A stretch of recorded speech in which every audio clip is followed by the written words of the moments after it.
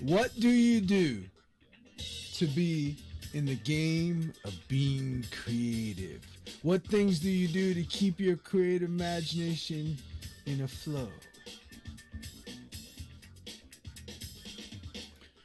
First of all, I clear it.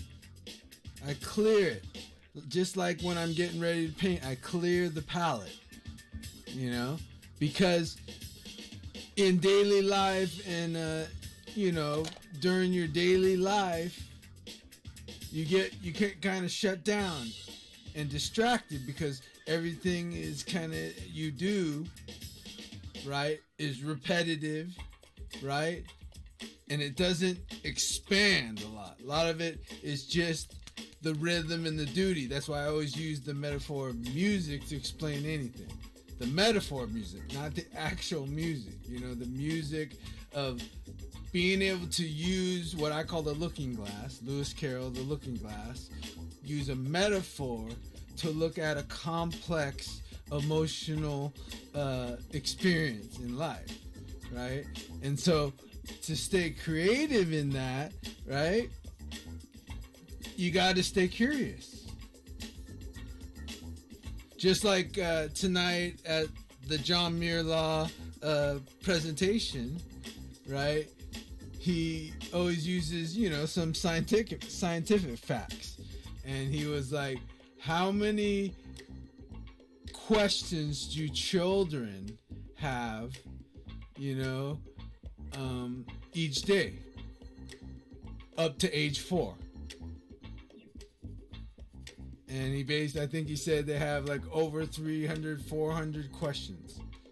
But as they get older, the questions diminish, right?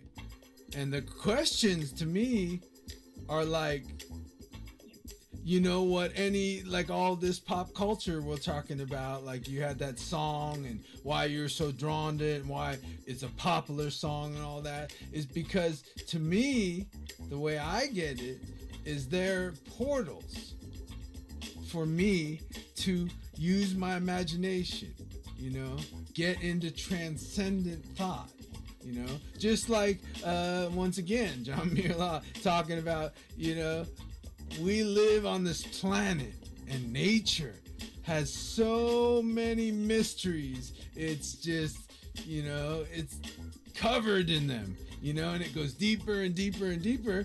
And I believe that's a reflection of my imagination. My imagination does that too. And to stay in the flow, right?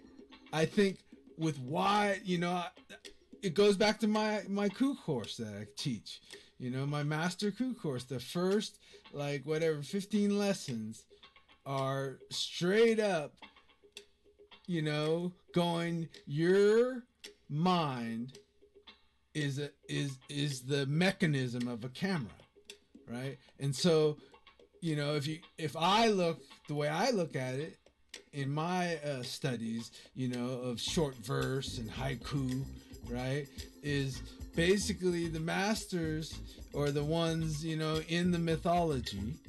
And I pretty much treat them as mythology. I'm talking about like Bashal, Issa, Busan, right? I'm talking about the 3, characters in the famous folklore of haiku, right? They, basically they did a form that I see as they didn't have a cell phone or they didn't have a camera and they weren't sketchers and drawers, they were poets, right? And so some of their verse doesn't really work today because everything's so immediate, all these images, right? Which kind of fill up your film, right? And so a lot of people, I think, get kicked out of being creative because their film roll's so full of juicy, vibrant, incredible imagery, which, in my life, I've always used that imagery to open more imagery. Like I'm telling you, lately I've been really realizing that I was not into all that pop art, you know, like everything from Run DMC to AC/DC to, you know, Ted Nugent to, you know, fully across the realm, the Charlie Daniels Band, Christopherson, Van Morrison. I can go on. They were like my, they fed me, but I was never, you know what I mean? I was never a fanatic, a fan. I was more a contemporary. You know, they were like, I was in even line because I always had to create to get out of diverse situations. You know, and that's where it goes back to mental health and, you know, diagnose physical health. You know, basically, you know, they diagnosed me, and then, like, I keep telling you, when I have a minor in psychology in college, and I took that, and I was like, whoa, I took abnormal psychology, and I was like, whoa, I'm plagued with every single one of those. But I've always used them just like a lot of rock and roll talks about. Was Ozzy says, you know, he's learned from the dropouts and the fools, right? Who you know, make their own rules. And, you know, that's the tribe I come from, and I love art, right? But at the root of all the art I do, the art I fact again, right, is poetry. That's it, you know. Poetry is the music of language. It's the one that can answer your questions with more questions. And that leads to more creativity, and, you know, and what'd you phrase it? See, and then it leads to this, even just wonderment and creativity and imagination in your language, in what you guys are exchanging, and not being scared to go outside some of the social norms to explore. But, you know, it gets challenging, and poets have dealt with that forever, because 98%